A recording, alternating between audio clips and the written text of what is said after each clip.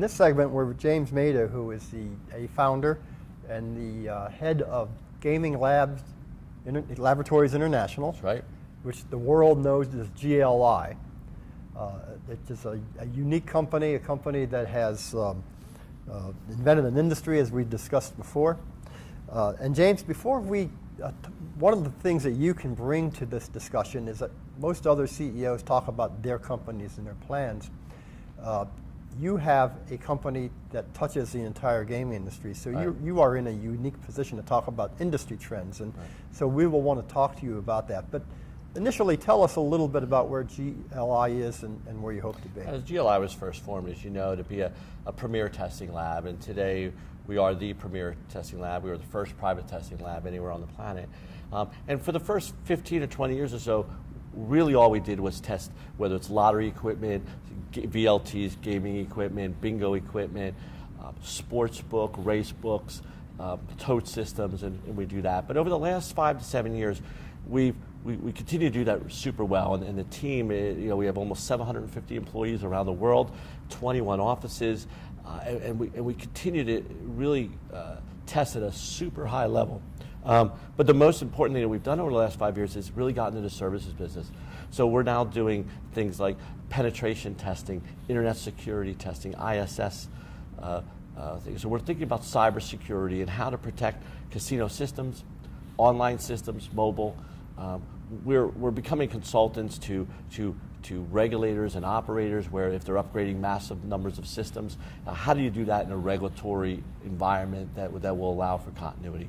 So today we've taken a testing firm that's world class, and we continue to make right. incremental steps in that, but we've rolled out a whole series of these professional services, and now professional services makes up a sizable amount of our revenue inside and outside the gaming industry. Yeah, that's very interesting. One of the things that we see that has happened, and we've discussed this before as well, is globalization and convergence of technology. That's right. And in the big supplier side acquisitions we've seen in recent months, we've also see a combination of business models. Right.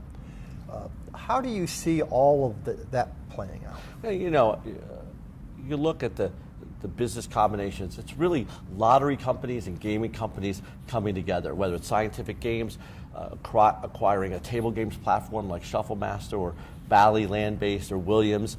But Williams, of course, has the interactive side. And then you look at G2E, who has a whole long line of interactive. They do lottery, drawing systems, and also they have the Spielo company, which was the slot machine arm, and combining with IGT, who has an interactive arm, and Double Down and social gaming. So really it's companies that are getting together. And what we're going to see, I think, is where somebody comes out with a brand game, whatever it might be on the floor as you walk around there today, but it'll be on a tablet, it'll be in a lottery. You could buy a lottery ticket from a company that also has it as a land-based game, and it might be on a tablet, it might be on a phone, it might be a social gaming app.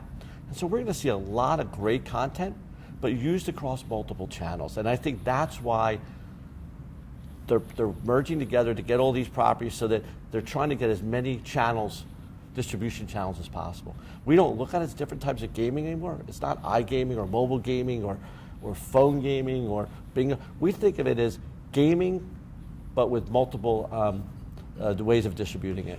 And each one of these complex combinations creates yet more need for GLI. Well, I think that as they combine these companies and they start touching more of the regulatory world, again, we're there to assist them. We're there to talk to regulators about it prospectively. I just got back from a 2-week around the world trip. I stopped in 10 cities across the globe and met with regulators who want to know all the same questions you're asking me. Right. And how do we need to change our regulations? Singapore, for instance, is going to be doing a mobile gaming and internet, and stop there and talk to them about it, and be able to bring that back and talk to these massive companies, and small companies too. We consult from the very smallest companies to the small studios, all the way up to the largest companies, and try to tell them, this is where the regulators are going.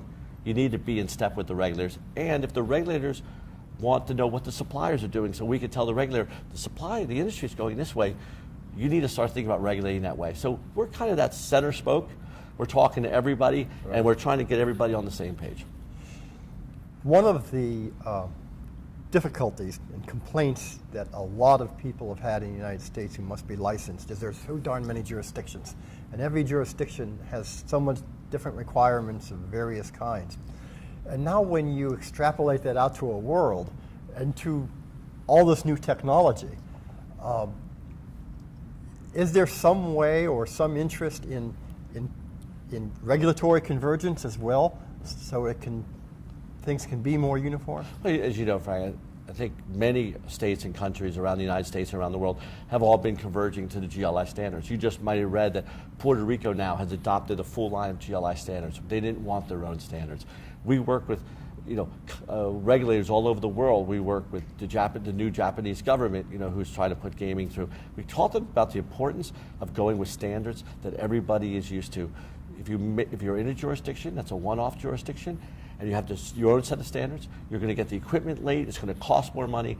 The Philippines has just adopted GLI as their test lab and GLI standards so that they can quickly mobilize and get the absolute best equipment when the casinos open there. So we are really very much for working with new jurisdictions, getting them in on a standard, and sometimes there has to be differences because let's recognize the United States, it's state run, it's state policy, but there doesn't need to be differences for no reason.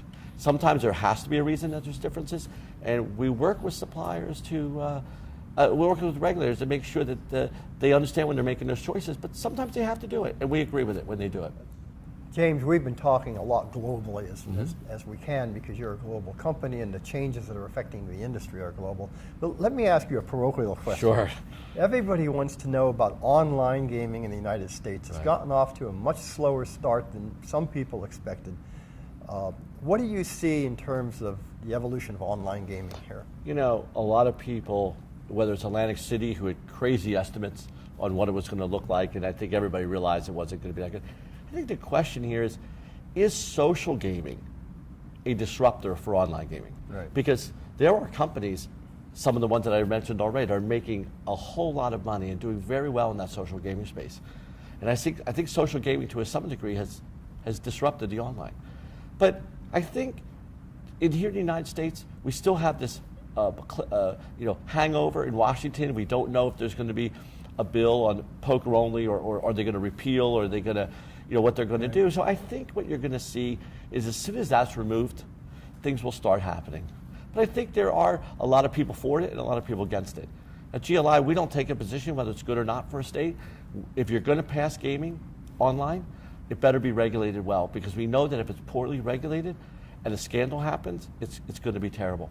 But in Canada, they're moving full force ahead. And when you look in Europe, everybody's doing it. And whether it's the Netherlands, that's starting to do it next year, or Denmark, who's now completely rolled it out, or Spain, or Italy, we've really have had a good experience, and there have not been any terrible regulatory occurrences, and it does seem to work. So we hope that the United States will catch up.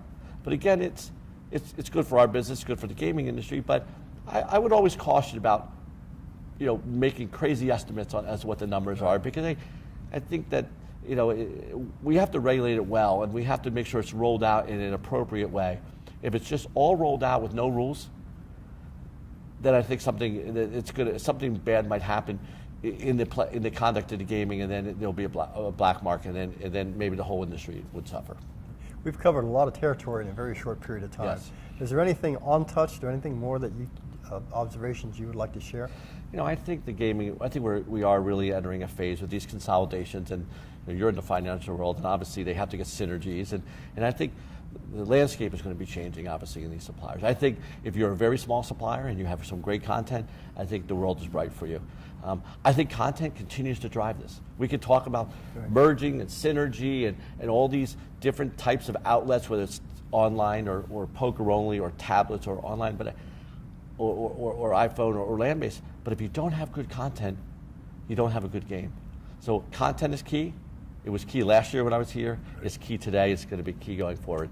And at GLI, our job is to get the content out to the regulator in the most quick and efficient ways possible, but with never sacrificing integrity. So we just don't sacrifice integrity in the name of speed, and that's how I think we're different than every other lab. Okay, James, great overview. Great to see you, Frank. Thanks for having me today.